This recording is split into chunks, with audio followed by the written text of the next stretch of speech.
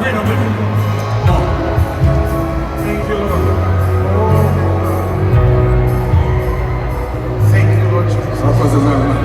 Thank you, Lord Jesus. Thank you, Lord Jesus. Thank you, Lord Jesus. I shall start to bring them. Pastor Rosie, I want to pray for you. I feel the Spirit. Tell me something.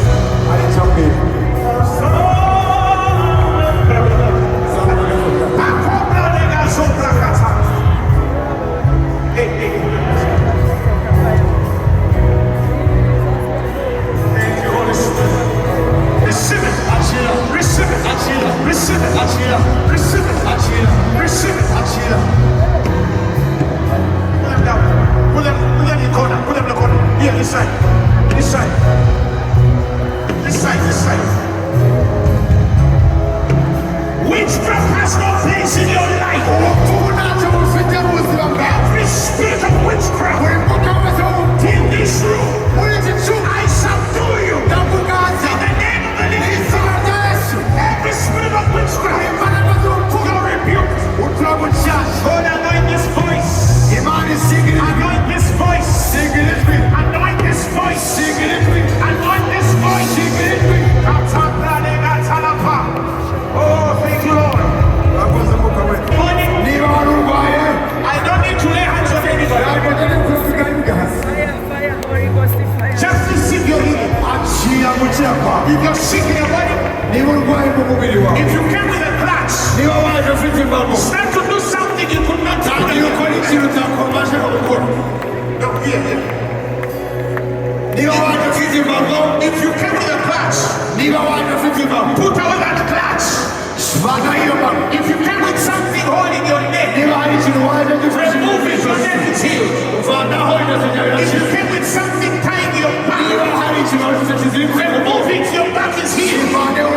If you came with something holding your hand, and you're now. Somebody came with a deaf ear. God is opening it now. Somebody came with an eyes, your eyes could not see. God is opening your sight now. There's a woman, you have fibroids. Those fibroids are living now. In the name of Jesus Christ.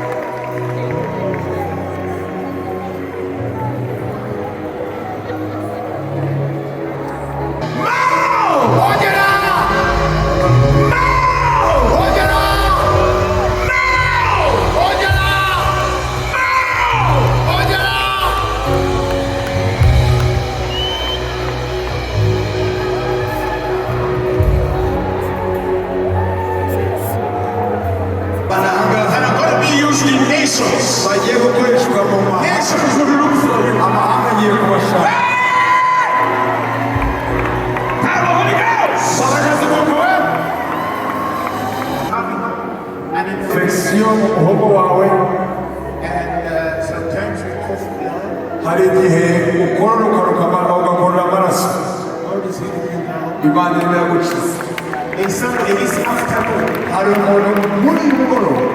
You got a very sharp pain in your lower back. God is healing you right now.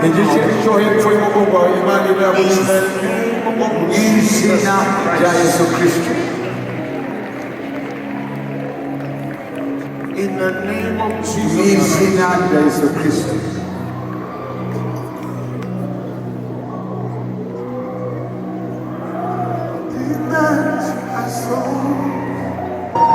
I thank you. Spirit, I thank you. God is going to use you.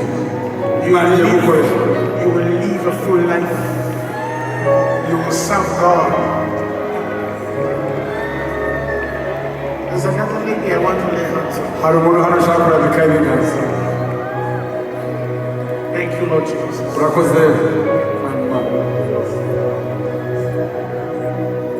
God has put a healing anointing on your life. Thank you, Jesus. I see grace of intercession. And from today the prophetic is going to grow strong. God is going to use you. God is going to use you. Receive it. Receive it. Receive it. Receive it. Receive it. Receive it. Receive it. Receive it. Receive it. Receive it. Receive it. Receive it. Thank you, Lord Jesus. Thank you, Lord. Receive it. Receive it. Receive it. Oh, receive it. Receive it. Thank you, Lord. Somebody is healed. This evening. Somebody is healed.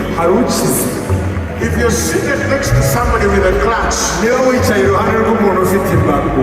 ask them to do something that if you have anything tied in your back or your neck, right now in the name of Jesus,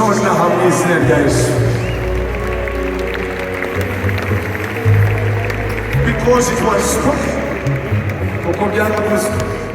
How many here came with a sickness? And as we were praying, it left. Put up your hand. If you came with a sickness, and put up your hands like this. I want the camera to show you. If you came with a sickness, I want the camera to move. Put up your hands. If you came with a sickness, and it was healed, went like this. Went like this. If you came with a sickness. Wait. If you came with a sickness and you feel the pain has gone, do like this. Now, I see more than 500 people. I see more than 500 people doing this. Today I will not give you time to testify. But tomorrow we shall testify. Please bring the sick. Bring complicated cases. Hallelujah. Bring complicated cases. You've seen how many people have been healed. You don't know whose ears open. Whose swelling has disappeared. But they are healed.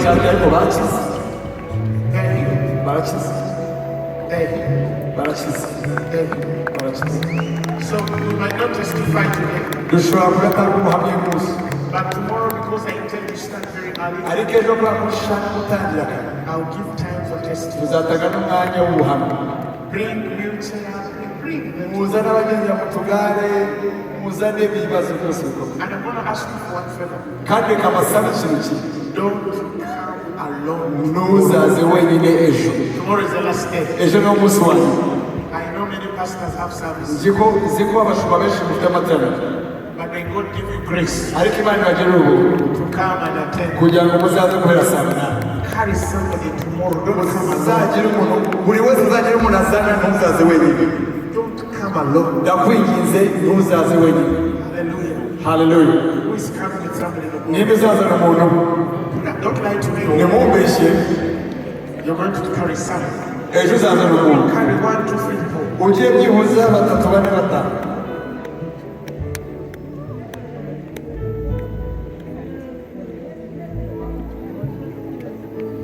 There's something on my right.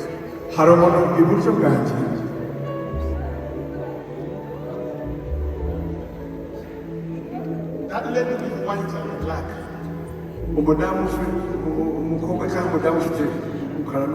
The Lord tells me to minister to you.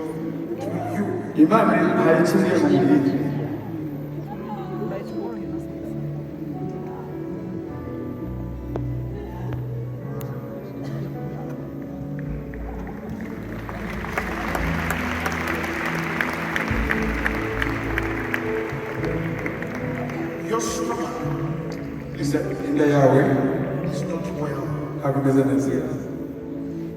Do you understand what I'm saying? You're not well. How long have you been? Give a man of the Lord tells me a very deadly disease was growing in this man.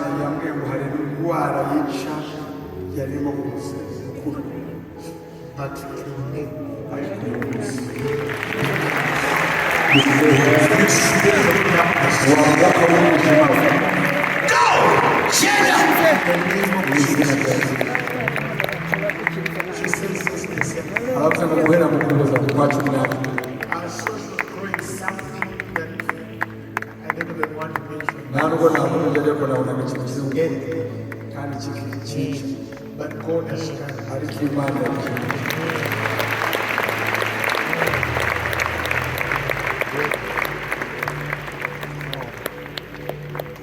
The same as the brother in a striped t-shirt, brown and white.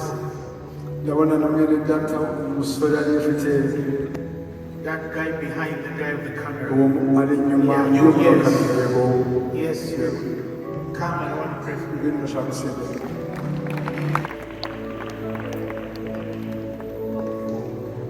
God tells me to pray for you. You hear English? God tells me to pray for your respiratory system. I need to pray for your respiratory system. You know why? I see that there's an attack in your lung heart area. The devil has wanted to afflict you, especially your heart. That I've seen abnormal heartbeats. How long have you had that?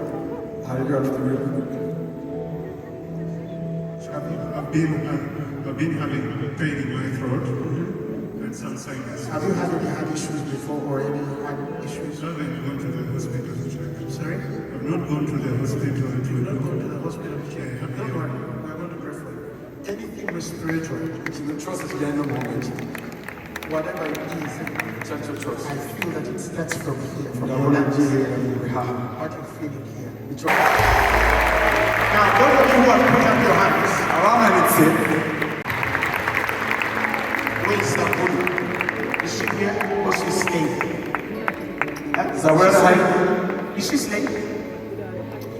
She's sober?